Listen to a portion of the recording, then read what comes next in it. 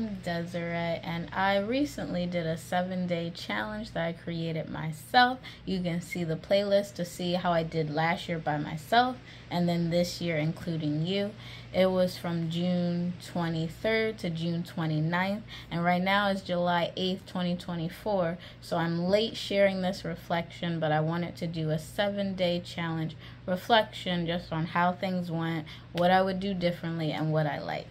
So I'm just going to dive right in. I have my list right here, so that's why I may be looking off to the screen.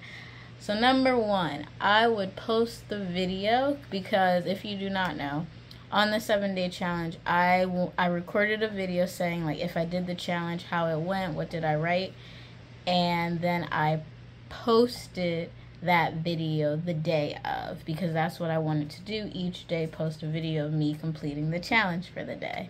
What I would do differently is not post it so late, because I would majority of the time complete whatever the encouragement was for the day, or just complete the writing between 5 p.m. and 7 p.m. But I still had to edit the video or add like maybe text or videos, or maybe who I was referencing in the video. And so I had to edit, and then I had to upload it, and because it doesn't just automatically upload from my phone to my computer, I have to connect it, do that process, plus make the thumbnail. So I'm doing all that, and by the time I would post the video on YouTube, it'd be between like 8 p.m. and 11 p.m. And that's late for a video to go out if you're not a big channel, I feel like. And I'm not a big channel. And so there were views, and I'm so grateful for people that did see it. But I feel like maybe I would have reached a wider audience if I chose to post the next day. So even though I would still complete the video that night of, but I would schedule it for maybe 10 a.m., 11 a.m. the next day, 12 p.m. at the latest, so that it gets more views. And maybe, I don't know, maybe I'll try that next year and it flops and I should just stick with the day of. Maybe it does help, because that is a concern I have with saying that maybe it'll flop. But also the second thing is that maybe I'll push it off, like, because I knew I wanted to get this video out to show that I did do my part of the challenge for the day. That's why I was at least getting it out the day of. But if I change it to the next day, I fear I may put it off too long and then not edit it to the next day, which will still get it out at night, but it's just the next day, and that'll be weird. And so I either have to commit to still finishing it the night of so that it does go out the next day in the morning, or I just keep posting it the night of. So I do have to decide that, and who knows what next year will look like and where my mind will be, if I will even remember this conversation. But that is a thought, and hopefully I'll rewatch this video to know what I want to do differently. Number 2, I want to change the order of my encouragements or add some new encouragements. So I'll pop up here what the encouragements were for the 7-day challenge. I don't want to call it prompts, because technically you don't have to follow it. They were encouragements to maybe help you get in the writing mood, push yourself to write, just do it.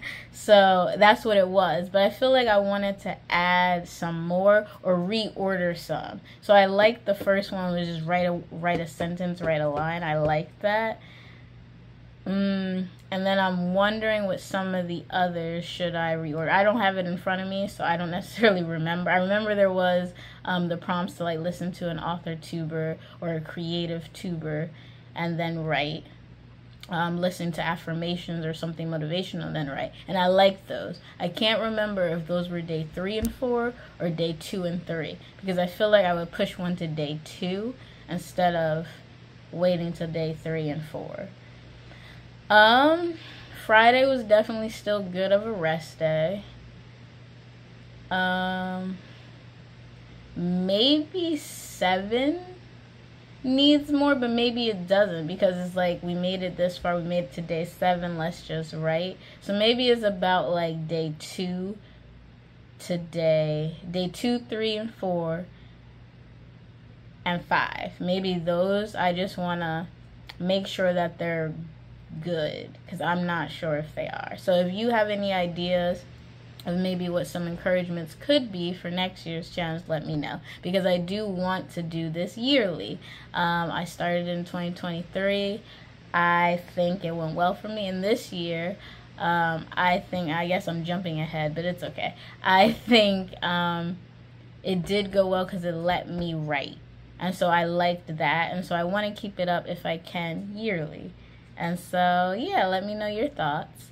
Number 3, I want to have all my Instagram posts scheduled, because I only scheduled the first 3, and this was literally like the night before the challenge started. I scheduled the first 3, and then I guess the night before, the rest weren't scheduled, so there's 7. I only had 3 scheduled, so I need 4 more. So the night before that none was gonna post because they weren't scheduled, I did 2 more.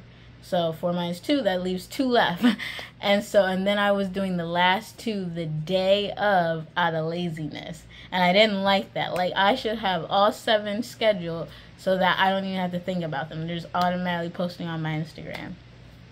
So it was, I think, really out of laziness. So I shouldn't have had it started doing it the night before anyway, but I was starting to get like irritated and like just feeling a sickness of like sitting too long,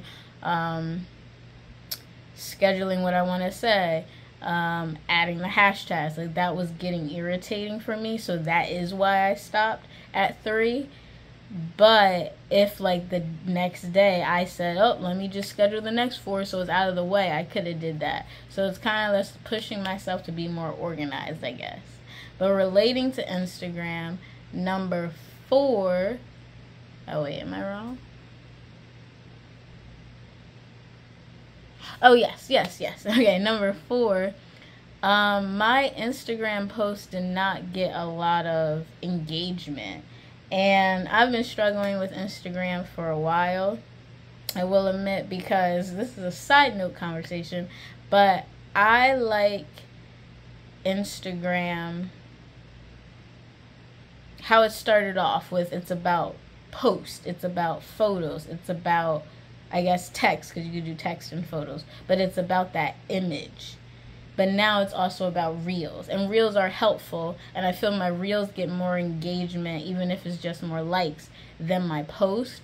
But it's something about the post that I like more. I like that stillness, maybe that easiness kind of, and I want that to reach more people, but it's not. And so I'm struggling to figure out why and how to get more engagement.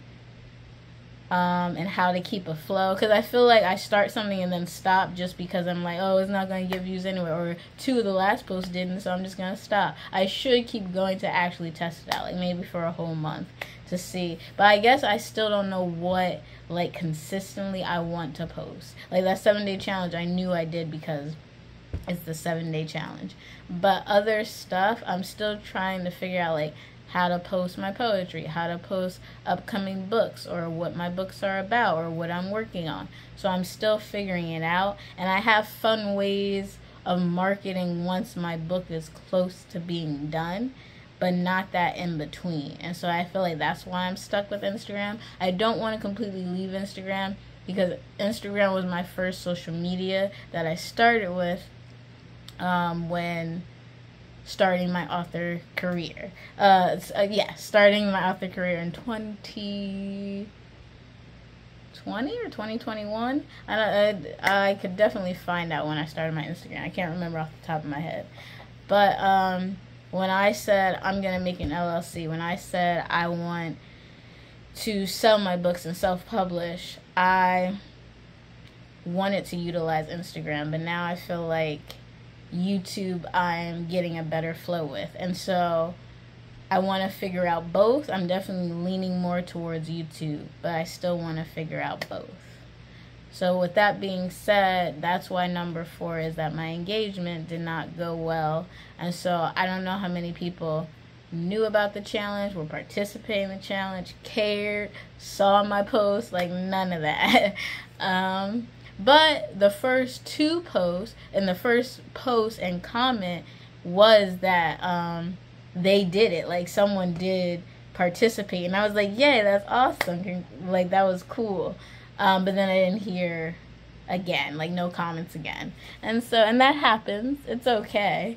But it's just figuring it out. And so number 5. Yes. 15 writing freebies. I have a 15 writing freebie PDF that is encouraging you to write at any stage you're at, whether you're beginner or advanced, whether you're starting your first book or you're starting book 8. As a writer, I feel like we have the ups and downs all the time with, like, we're in our book and then we're out of it, and then we're stuck to stay in it, or stuck to be motivated to even write it or to edit it to get to a final stage. And so I created 15 writing encouragements, writing motivations, because I felt like these were good reminders of, like, why we write, what's still considered writing or working towards our goals and towards our dreams, and just that you're not alone in feeling stuck or feeling unsure or feeling unmotivated or feeling like you want to connect with your story but you're not, or like you want to connect with writing again but it's taking longer than you expected. And so that's why I created the 15 writings motivation, and that's why I kept trying to offer it for you to download during the 7-day challenge, but no one downloaded it. And so I just want to figure out what I need to do better for people to want to download it. Yeah, because basically at the end of the day, I also want to build my email list. And I also want you to know more about, like, my books, what maybe is up, what's going on in my life, and I'm updating you on about, like, my author process or events coming up. And that I do share on my email list. Some things that maybe, if you missed this on Instagram, if you missed this on YouTube, but then I try to add something new also in my email list. So I want to build it so that in case, I was just watching Godlywood Girl vlogs, and she was sharing about how social media, and a lot of people have talked about this over the years, how if social media was gone tomorrow, how would your viewers, your readers, your community still keep in touch with you? And it's usually through emails.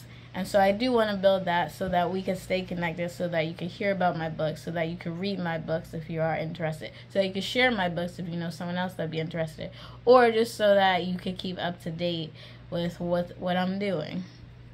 So yeah, I want to build my email list, and that's a step towards it. So if you need some writing motivation right now, you could download my 15 writing freebie. It's down below. And so now I'm going to go over the likes. What did I like about this 7-day challenge?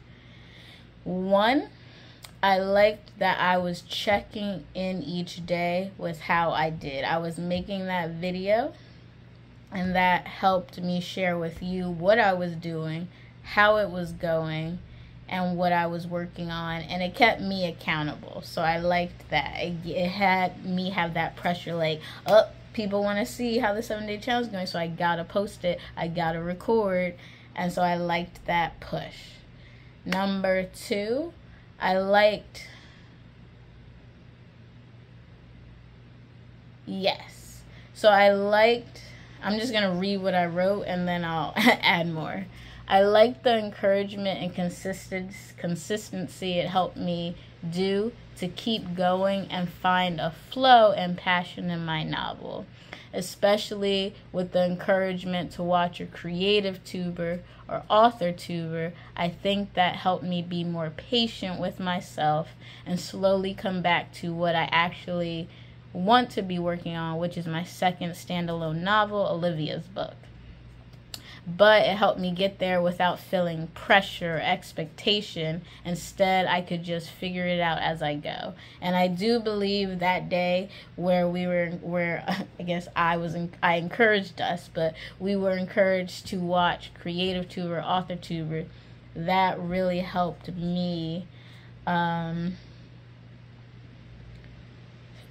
don't know if that day I wrote in Olivia's book, but it helped me think about it and start processing in a different way, because I think that was the day I watched 3 different YouTubers. And even if it wasn't that day, along that week I watched like 3 to 5 different YouTubers, and especially Katie Wismer's videos, because she was posting daily at the time, as she was working on her 11th book. And just seeing her go in and out of the flow with it, it reminded me that we do have those ups and downs. And so I started the 7-day challenge working on Olivia's book, in the middle stopped and worked on a TV show that I'm excited about and continuously think about different scenes for. And then by the end of the 7-day challenge, I went back to Olivia's book, and I took it at a slower pace, and I liked that. So yeah, I'm grateful for the 7-day challenge, because it helped me find my way back to Olivia's book in a slower way. And for me, in my back of my mind, I'm thinking it's still too slow, but I know something is better than nothing. And it's important for me to get it out the way it should and not force it out, because then I may not like anything I write and have to edit and write something new anyway. But I know sometimes getting something out is better than nothing, so it's that back and forth. But yeah, and that brings me to number 3, which I'm just going to add here. It's not the actual number 3 I wrote, but I just don't want to forget it, is that I actually wrote. Like, this challenge helped me write, and I did say in one of the videos, I feel like if I didn't have this challenge, I wouldn't have written that week, or I maybe would have only written once that week, and that's wild to say, but I feel like I was feeling up and down that week, or I was just thinking about a lot and putting pressure, like I said, on Olivia's book, that I feel like I wouldn't have gotten anywhere. And so because of the 7-day challenge and the pace, I feel like it helped me get somewhere. And so I'm grateful that I did this challenge, because 1, I weirdly like certain challenges. Like, it helps me jump in. The first challenge I jumped into that stood out to me was a 30-day meditation challenge. And at the time, I wasn't, I guess, adjusted to meditation. And so for me to just jump in, that was amazing. And I stuck with it for 30 days. And I learned stuff about myself. And I liked some of the audio and even the writing prompts and the journaling with it. It was just all amazing. And then there was this Instagram, I think, a 5-day challenge to post a poem a day, and then we were entering for a contest to win something. I did not win the contest, but I had fun just writing a poem a day. So some random challenges, I just jump in and I like it, and I randomly made this 7-day challenge, and I'm liking it. So I'm glad I'm sticking with it. So number 4 of the likes, I've appreciated your comments and me talking more about my struggle with Olivia's book. It made me realize I need to work on sharing my scenes more to help talk things through without spoiling too much, because your encouragement, thoughts, or advice is helpful for me. So I'm grateful for your comments, just to keep going, that you're watching, that you're sticking with me. Thank you. I appreciate it. So I think that is it. Please let me know if you did participate in the 7-day challenge, if you know a similar challenge like this that isn't about word count but more just about writing. And any questions you may have, again, you could check out the playlist to see how the 7-day challenge went for me day by day. Thank you so much. Oh, and I want to shout out day 3, because day 3 was when I explored my thoughts on K.A. Emmons' YouTube video, and that's actually Kate Emmons. She was talking about kind of like, it's not just motivation, but it's gratitude. And I liked what she was talking about, and I liked what it made me think about. So I'm shouting out day 3 if you want to check out that video. or just watch all 7 days. But thank you so much for watching, and don't forget, just write your story, and take care.